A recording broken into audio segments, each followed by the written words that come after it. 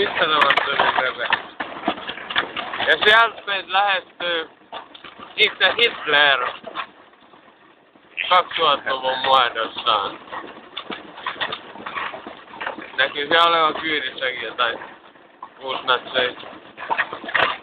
Monivammaisia uusnatseja.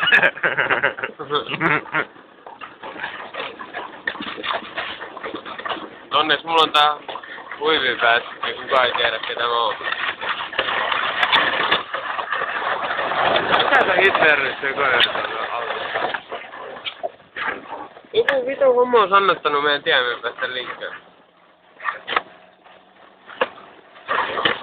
Kato nyt se tulee niin vitun kovana tosta ohi, leuhkana, vittu. Naama punoittaa, kun eilen on mennyt tästä pari pulloa kossuu vittu, vähintään.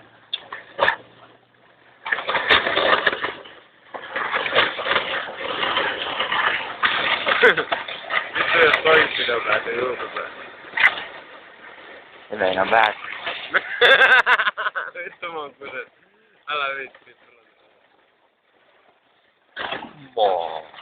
Tutkin Anttila kyllä YouTubeen hirveästi seikkailee.